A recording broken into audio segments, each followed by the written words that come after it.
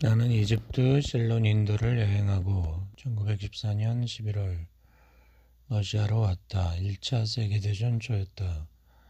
내가 콜롬보에 있을 때 전쟁이 발발했는데 나는 영국을 거쳐 러시아로 왔다. 여행을 시작하면서 페테스부르크를 떠날 때 나는 초자연적인 것을 찾아버려야 한다고 말했다.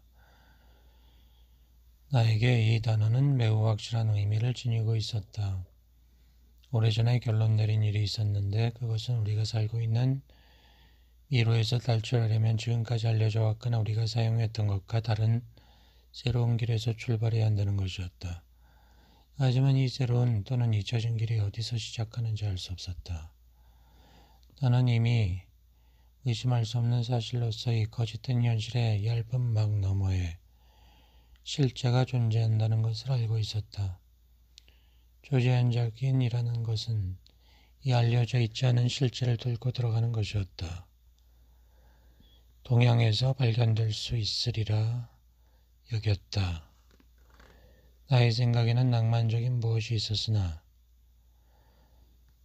유럽에서는 아무것도 발견할 수 없으리라고 생각했다. 돌아오는 길에 런던에서 3주간 머무르는 동안 내가 알게 된 모든 것이 혼란스럽게 느껴졌는데 그것은 전쟁의 광풍 때문이었으며 신문들에 가득 차 있던 감정 때문이었다. 하지만 러시아로 와서 내가 떠날 때 가졌던 생각을 떠올리자 내가 찾아 헤맸던 것들과 그것과 연관된 모든 것이 명백한 모순 덩어리인 세상에서 일어나고 있거나 일어날 수 있는 어떤 것보다 더욱 중요하다는 것이 절감되었다. 나는 강의를 하기 위해 모스크바로 갔다. 강의 중에 두 사람을 만났는데 이들은 나에게 모스크바에 있는 모임에 대해 말해주었다. 이 모임에서는 여러 가지 초자연적인 탐구나 실험을 하는데 카프카스 그리스인 크루지에프가 지도하고 있다고 했다. 나는 이 사람이 바로 3, 4개월 전 신문에서 언급된 발라에서 이야기했던 인도 사람이구나 하고 이해했다. 나는 이 두 사람이 자신들의 모임과 자신들의 모임에서 이상하다고 느꼈던 일에 대해 나에게 이야기한 것에 흥미가 없었다. 나는 이전에도 이 같은 이야기를 많이 들었다. 자신들의 방에서 또 따라다니는 눈들을 보게 된 여자들이 놀라서 여기저기 따라다니다가 마지막에 이 눈의 주인이 났던 동양인의 집에 도착하게 된다. 사람들은 이 동양인이 자신들의 감정이나 생각, 바람 등을 꿰뚫어 보고 있음을 느낀다. 사람들의 다리에 이상한 느낌이 들면서 다리를 움직일 수 없게 된다. 멀리서도 사람들로 하여금 자신이 원하는 대로 만드는 이 동양인의 힘에 빠져든다. 나는 이러한 유의 이야기나 여타 이야기들은 나쁜 소설과 같은 이야기에 지나지 않는다고 생각했다. 사람들은 스스로 기적들을 생각해냈고 기적들로부터 기대하는 것을 고안해냈다. 그것은 미신과 자기 암시, 불완전한 생각이 결합된 것이었다. 이러한 이전의 경험 때문에 나는 새로이 알게 된 M이라는 사람이 나를 끈질기게 설득한 후에야 구제프를 만나는 데 동의했다. 나는 첫 만남을 잘 기억한다. 동양인으로 보이는 한 사람이 눈에 띄었는데 검은 콧수염을 기르고 있었으며 날카로운 눈매를 가지고 있었다. 그는 자기의 본 모습을 감추는 듯했고 그가 앉아있는 자리와 주변의 분위기가 완전히 유리되어 있는 것처럼 보였다. 내 머릿속은 동양에 대한 생각으로 가득 차 있었다. 언젠가 만난 듯한 모자 달린 긴 흰옷을 입고 터번을 두른 인도의 왕이나 아랍 족장 같은 얼굴을 하고 있는 이 사람이 조그만 카페에 앉아 있었다. 이 카페는 거래인들과 거래 수수료를 받는 대리인들이 만나는 곳이었다.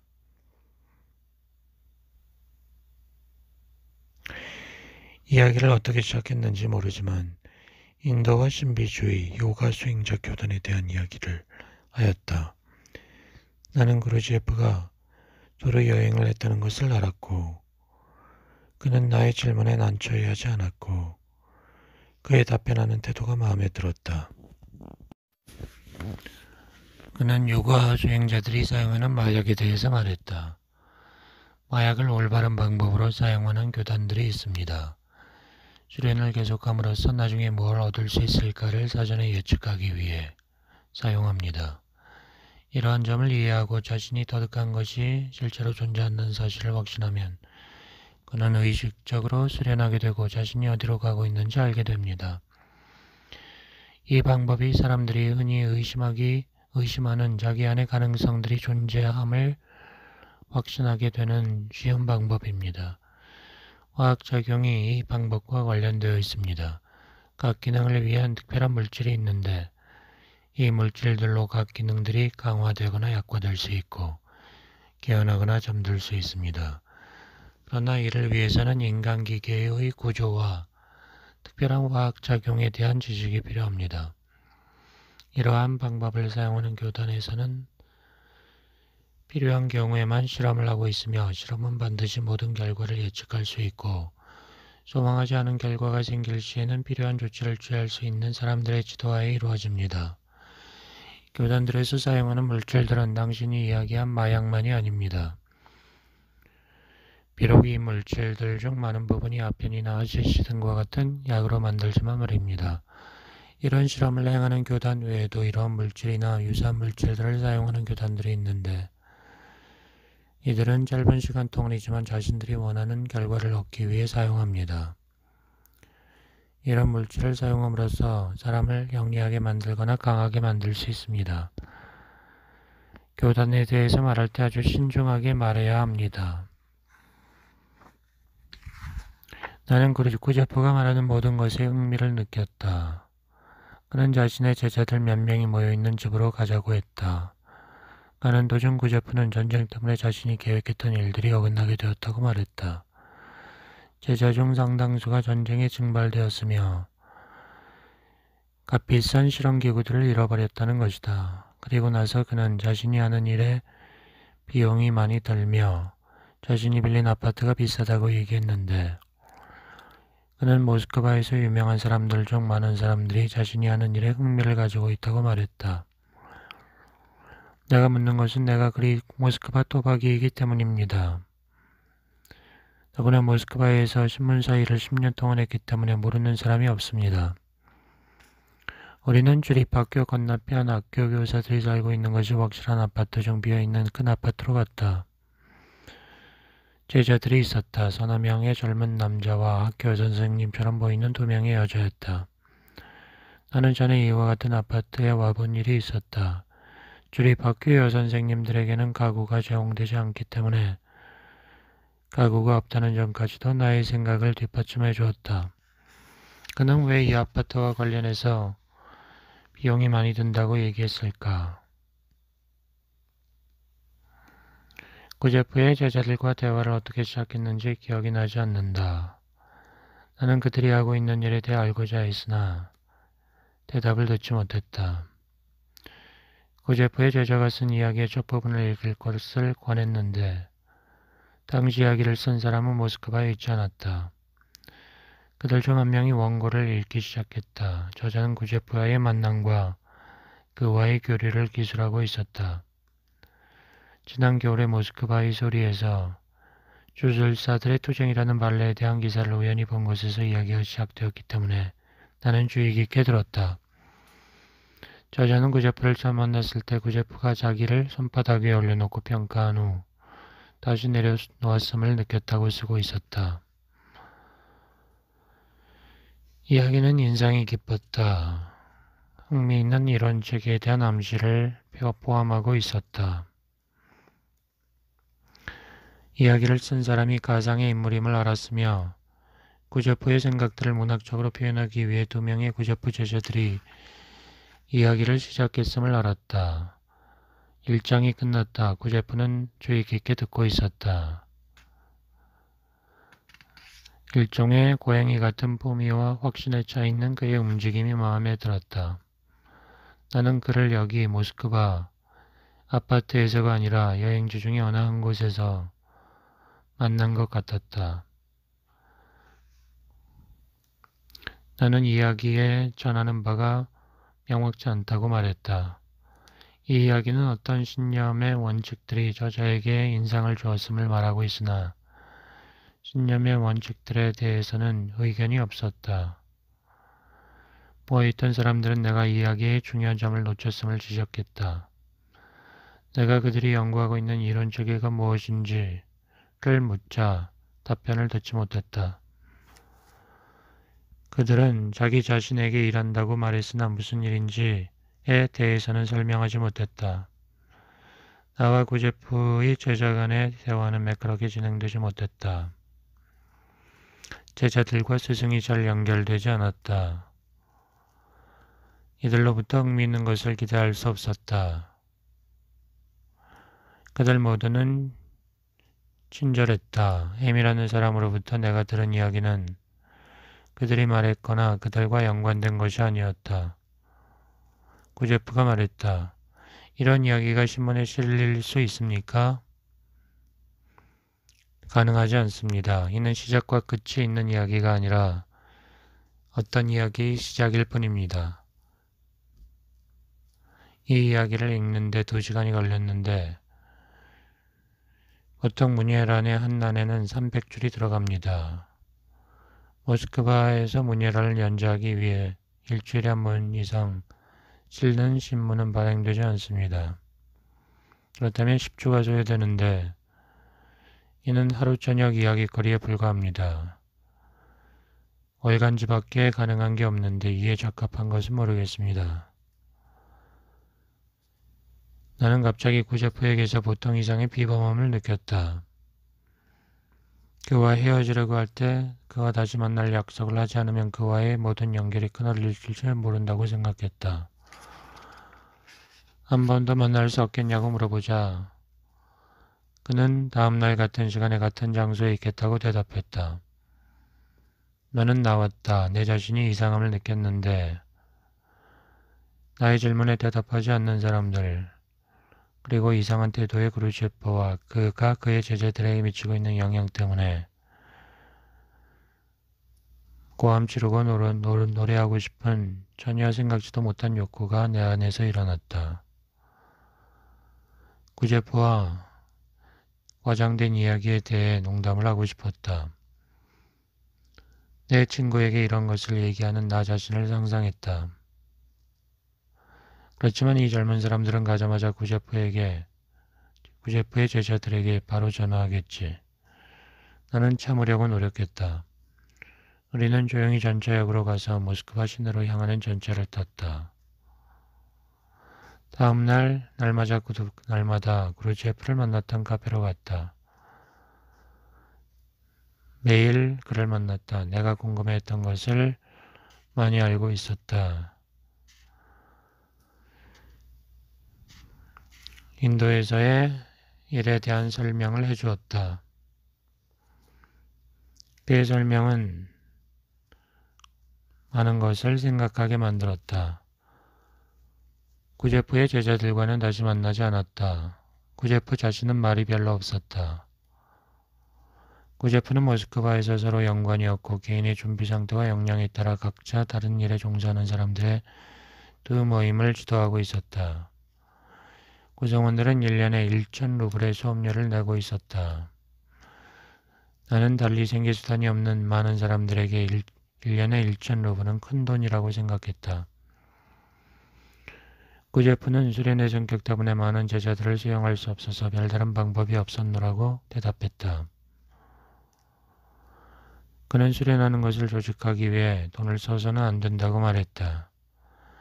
그의 수련은 자선적 성격이 것이 아닐 뿐더러 될 수도 없으며 그의 제자가 되고자 하는 사람들은 자신들이 모일 수 있고 실험을 할 수 있는 아파트를 빌릴 수단을 강구해야 했다.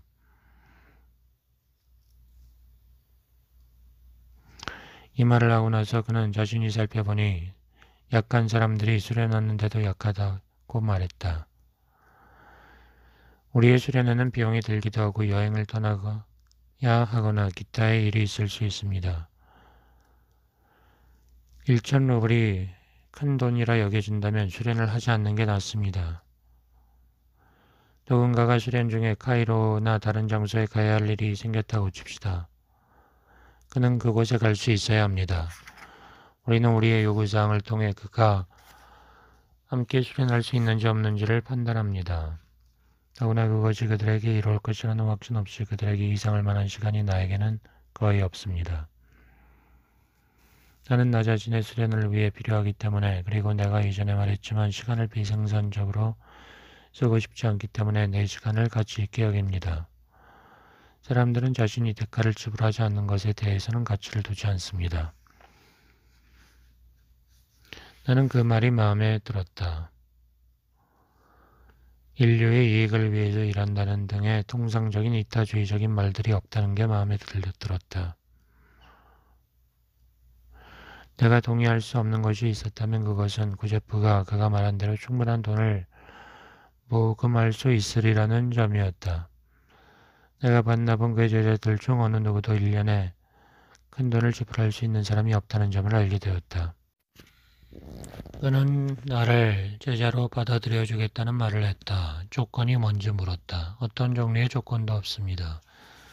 우리의 출발점은 인간은 자기 자신을 모른다는 점, 인간은 존재하지 않는다는 점입니다.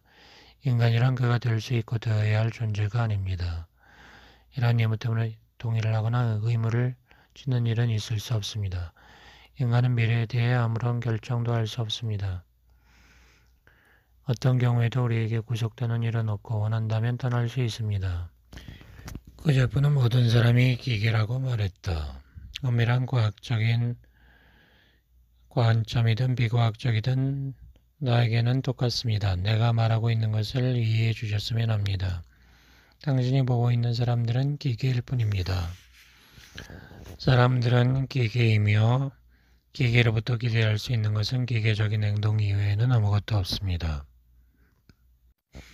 당신이 만나거나 당신이 알게 되는 모든 사람은 당신 자신이 말했듯이 외부의 영향만으로 움직이는 실질적 기계들일 뿐입니다.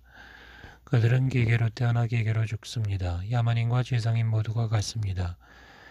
우리가 대화하는 순간에도 수백만의 기계들이 서로를 몰살시키려 하고 있습니다. 그들의 차이가 무엇입니까? 야만인은 어디 있고 지성인은 어디 있습니까? 똑같습니다. 그러나 기계로서의 존재의 종지부를 찍을 수 있는 가능성이 있습니다. 우리가 생각해야 합니다. 존재하고 있는 각양각색의 기계들에 대해서는 생각할 필요가 없습니다. 물론 기계의 종류는 다릅니다. 그렇지만 다 같습니다. 이것들은 모두 기계입니다. 나는 심리학에 대해서 물었다. 그는 대답했다. 심리학에 대해 말하기 전에 우리는 이것을 누구에게 적용하고 누구에게 적용하지 않는지를 분명히 해야 합니다. 심리학은 인간들에게 적용됩니다. 기계와 관련해서는 심리학이 적용될 수 없습니다. 그들에게는 기계에 대해서는 기계 역학이 필요합니다. 사람이 기계의 길을 그만둘 수 있습니까? 내가 물었다. 그것이 문제입니다. 당신이 더욱 자주 이런 질문을 했더라면 아마도 우리 대화 중에 어디에선가 이러한 의문을 가졌을 것입니다. 기계의 길을 멈추는 것은 가능합니다. 그러나 그러려면 무엇보다 기계를 알아야 합니다. 진짜 기계는 자신을 알지 못하고 알 수 없습니다. 기계가 자신을 안다면 더 이상 기계가 아닙니다. 적어도 그 이전과 같은 기계는 아닙니다. 자신의 행동에 대해 책임을 지기 시작하는 것입니다. 사람은 책임감이 있습니다. 기계는 책임감이 없습니다. 인간에 대해서 이해해야 할 것이 있습니다. 인간은 수천 가지의 거짓된 생각과 거짓 개념을 가지고 있는데 주로 자기 자신에 대한 것이며 새로운 무엇을 취하기 전에 이들 중 어떤 것을 제거하지 않으면 안 됩니다. 그렇게 하지 않으면 새 것이 잘못된 기반 위에 서게 되어 이전보다 나쁜 결과를 초래할 것입니다. 거짓된 생각을 어떻게 제거할 수 있습니까? 내가 물었다. 우리는 인식의 형태에 의존하고 있습니다. 거짓된 생각은 이러한 인식의 형태로 만들어지는 것입니다. 구제프는 머리를 흔들었다. 당신은 다른 이야기를 하고 있습니다. 당신은 인식에서 일어나는 잘못에 대해서 이야기하고 있지만 내가 말하는 것은 그것이 아닙니다. 주어진 여러 가지 인식의 틀 안에서는 인간은 많든 적든 실수를 할 수 있습니다. 인간이 가지고 있는 중요한 착각은 자신이 할 수 있다는 신념을 가지고 있다는 점입니다. 모든 사람은 자신이 할 수 있다고 생각하고 모든 사람이 하기를 원하며 모든 사람이 묻는 첫 번째 질문은 자신이 무엇을 할 것인가 하는 것입니다. 그러나 실제로 아무도 어떤 것을 하지 않으며 할 수 없습니다. 모든 것은 일어납니다. 인간에게 일어나는 모든 것, 인간이 하는 모든 것, 그리고 인간으로부터 나오는 모든 것이 일어납니다. 높은 하늘의 대기나 주위에 있는 구름의 온도 변화로 비가 내리듯이 인간이 불어와 먼지가 바람이 불어와 먼지가 흩날리듯이 모든 것이 일어납니다. 인간은 기계입니다. 인간이 하는 모든 행위, 말, 행동, 생각, 감정, 확신, 의견, 버릇 등은 외부로부터 받아들이는 인상에서 기인하는 것입니다. 자기 자신만으로는 하나의 행동도 나올 수 없습니다. 인간이 하는 모든 것은 일어납니다. 인간이 발견할 수 있는 것, 창조할 수 있는 것은 없습니다. 이러한 사실을 정립하고 이해하며 그것의 진리에 대해 확신을 가지는 것은 인간에 대한 환상을 지우는 것을 의미합니다. 또 인간이 창조적이라는 점, 인간이 자신의 인생을 의식적으로 살아간다는 점 등에 대한 환상을 지우는 것이 필요합니다. 모든 것은 일어납니다. 2장 융해, 즉 내적인 동일한 사람 안에서 긍정과 부정 간의 투쟁이 마찰에 의해 얻어집니다. 인간이 내적 투쟁 없이 산다면 아무데나 끌리는 대로 간다면 그는 지금 그대로 남아있게 될 것입니다. 그러나 그의 내부에 투쟁이 시작된다면, 특히 이 투쟁에 확실한 방향이 있다면 불변의 특성이 형성화되기 시작합니다. 이후에 그는 지식에 대해서 얘기했다. 지식은 하나의 물질입니다. 지식의 분별은 정확히 똑같은 원칙에 입각하고 있습니다. 지식이 모두에게 주어진다면 어느 누구도 무언가를 얻지 못할 것입니다. 지식이 적은 수의 사람들에 의해 보존된다면 개개인은 충분히 유지될 수 있을 뿐 아니라 자신이 받은 것을 증가시킬 수 있는 지식을 받게 될 것입니다. 처음에 이 이론은 불공정한 것처럼 보입니다. 왜냐하면 다른 사람들이 더 많이 받을 수 있도록 지식을 거부하는 사람들의 처지가 가혹하게 보이기 때문입니다. 하지만 실제로는 그렇지 않습니다. 대다수의 사람들은 어떤 지식도 원하지 않습니다. 그들은 자신의 지분을 거절하고 인생의 여러 가지 목적을 위해 일반적으로 이루어지는 분배에서 자신에게 할당된 양도 취하지 않습니다. 이런 점은 전쟁 같은 집단적인 관계의식에 더욱더 분명합니다. 이때 사람들은 자신이 가지고 있던 적은 양의 상식까지도 잃어버리고 스스로를 살상으로 몰아가는 자동기계로 전락하는 것처럼, 바꾸어 말하면 자기 보존의 본능까지도 잃어버리는 것처럼 보입니다. 그러므로 많은 양의 지식이 청구되지 않은 채로 남아있게 되는 것이며 그것의 가치를 깨닫는 사람들에게 분배되는 것입니다. 여기에 불공평한 것은 없습니다. 왜냐하면 지식을 취하는 사람들은 다른 사람들에게 속한 것을 빼앗는 것이 아니라 다른 사람들이 필요 없다고 거절하는 것을 취하기 때문입니다. 어떤 사람이 지식을 쌓는 것은 다른 사람들에 의해 거절된 지식에 달려 있습니다.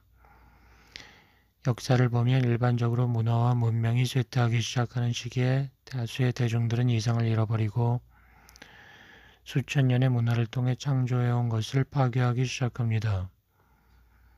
광기를 보이는 시기는 지각 변동과 기후 변화, 행성의 특징과 일치하는데 이때 많은 양의 지식이라는 물질이 방출됩니다. 이제 그대로 두면 유실될 수 있는 지식이라는 물질을 주워 모으는 일이 필요하게 됩니다.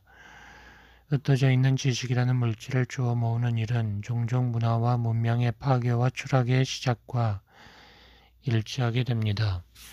군중들은 지식을 원하지도 않고 추구하지도 않습니다. 군중의 지도자는 자신의 이해관계 때문에 새롭고 알려져 있지 않은 것들에 대한 공포와 혐오를 강화시킵니다.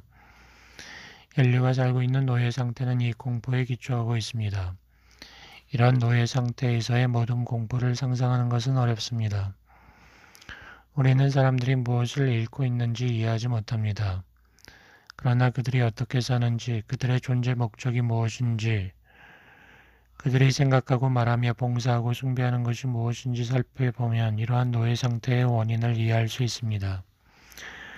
우리 시대에 문명화된 인류가 어디에 돈을 쓰고 있는지 봅시다. 전쟁도 잊은 채 무엇이 최고의 가격을 불러대고 있는지 봅시다. 우리가 이런 질문들에 대해 생각해보면 이해관계에 얽매여 살고 있는 현재 인류가 그들이 가지고 있는 이해관계와 완전히 다른 무엇을 가지기 기대할 수 없다는 것이 분명해집니다. 전 인류에게 1년에 2분의 1파운드의 지식이 할당된다고 상상해 보십시오. 이 지식이 모든 사람에게 분배된다면 각자가 받게 될 양은 적어서 개개인은 여전히 바보인 채로 살아갈 것입니다. 그렇지만 소수의 사람이 이 지식을 가지기를 원한다는 사실 때문에 이 지식을 취하는 사람들은 각자가 조그만 양의 지식을 얻을 수 있고 좀 더 지적으로 될 가능성을 가지게 됩니다. 원한다고 하더라도 모두가 지적으로 될 수는 없습니다. 그리고 그들이 지적으로 된다고 하더라도 사태를 돕지는 못합니다. 뒤엎을 수 없는 일반적인 균형이 존재합니다. 또 다른 점은 내가 이미 말한 대로 어느 누구도 무엇인가를 숨기지 않는다는 사실에 있습니다. 어떤 미스터리도 없습니다. 그러나 진실한 지식을 얻고 전파하는 데는 받는 사람과 주는 사람 모두의 많은 수련과 노력이 필요합니다. 이 지식을 가지고 있는 사람은 가능한 한 많은 사람들에게 알리려고 전달하며 사람들이 지식에 접근하는 것을 원합니다. 하지만 지식이란 강제로 누구에게 주어질 수 있는 게 아닙니다. 보통 사람의 삶, 나아가 그의 일상이 무엇으로 채워져 있고 그가 무엇에 흥미를 가지고 있는지 보면 과연 지식을 가지고 있는 사람들이 지식을 숨기거나 혹은 그들이 스스로 알고 있는 바를 가르치기를 원치 않는다고 비난할 수 없다는 것을 알게 됩니다. 지식을 원하는 사람은 누구에게나 주어지지만 사람들이 알거나 인식하기를 원하지 않는 도움과 암시를 이용하면서 지식의 원천을 찾아서 접근하는 최초의 노력을 하지 않으면 안 됩니다. 찾는 사람 스스로 노력하지 않으면 지식은 다가오지 않습니다. 그들은 일반적 지식과 관련해서는 이러한 점을 이해하고 있습니다. 그러나 위대한 지식의 경우에는 그들 스스로가 그것의 존재 가능성을 인정할 때에만 무엇을 기대하는 것이 가능해집니다. 어떤 사람이 중국어를 배우려고 한다면 수년 동안 공부해야 합니다. 의학의 원리를 파악하려면 5년이 걸리고 미술이나 음악을 공부하려면 더 오래 걸립니다. 그러나 노력하지 않아도 지식이 사람들에게 다가올 수 있고 잠자는 중에도 지식을 얻을 수 있다고 주장하는 이론도 있습니다. 이러한 이론들이 존재하기 때문에 왜 지식이 사람들에게 다가올 수 없는지에 대한 부가 설명이 필요합니다. 동시에 뭘 얻고자 하는 사람들의 독립적인 노력이 아무런 결과도 가져다 줄 수 없다는 점을 이해하는 것이 필요합니다. 지식을 가지고 있는 사람들의 도움이 있어야 지식을 얻을 수 있습니다. 사람은 아는 사람에게 배워야 합니다.